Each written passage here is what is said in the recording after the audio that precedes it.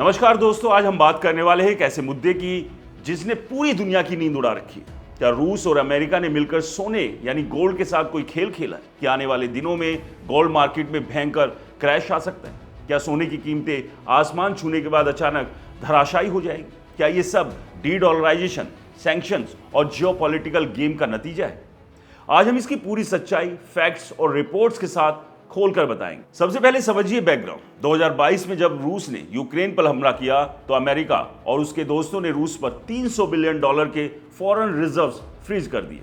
यह दुनिया के इतिहास में पहली बार हुआ जब किसी बड़े देश के रिजर्व्स को ऐसे जब्त किया गया। रूस को लगा कि डॉलर अब सुरक्षित नहीं रहा तो उसने सोने की तरफ रुख किया। रूस ने अपनी गोल्ड रिजर्व्स को बढ़ाया और अब वो दुनिया के टॉप 5 गोल्ड होल्डर्स में से करीब 2333 टन गोल्ड उसके पास है। लेकिन 2025 में कुछ उल्टा हुआ। रूस ने अपने नेशनल वेल्थ फंड से 71% गोल्ड बेच दिया। मई 2022 में 554.9 टन था। जनवरी 2026 में सिर्फ 160.2 टन बचा। रूस ने चीन को 2025 में 25.3 टन गोल्ड एक्सपोर्ट किया, 9 गुना से ज्यादा। ये सब युद्ध के खर्चे, सैंक्शंस की मार झेलने के लिए किया गया। अब अमेरिका की बात। अमेरिका का सबसे ज्यादा गोल्ड है 8,133 टन, जो दुनिया के अगले 3 देशों के बराबर है। लेकिन अमेरिका ने कभी गोल्ड नहीं बेचा, बल्कि गोल्ड प्राइस बढ़ने से उसकी वैल्यू बढ़ी। 2025-26 में गोल्ड की कीमतें $5,000 प्रति ऑन्स से ऊपर चली गई, 10 साल में 4 गुना। सेंट्रल बैंक लगातार खरीद रहे हैं, जियोपॉलिटिकल टेंशन बढ़ रहा है, डॉलर कमजोर हो रहा है। लेकिन कुछ रिपोर्ट्स कह रही है कि रूस अमेरिका के बीच कोई डील हो सकती है। ट्रंप पुतिन टॉक्स में रूस डॉलर सिस्टम में वापस आ सकता है। अगर ऐसा हुआ तो डी डॉलराइजेशन की सारी उम्मीदें टूट जाएगी और गोल्ड की डिमांड गिर सकती है। फैक्ट्स देखिए, 2025 में सेंट्रल बैंक्स ने 328 टन गोल्ड खरीदा, लेकिन रूस, सिंगापुर और घाना ने बेचा। गोल्ड प्राइस 2026 में $5100 से $5500 प्रति ऑन्स पहुंच गया, लेकिन कुछ देशों में 5% गिरावट भी आई। एनालिस्ट जैसे जेपी मॉर्गन कह रहे हैं कि 2026 के अंत तक 5000 से 5400, कुछ $6000 प्रति ऑन्स तक की बात कर।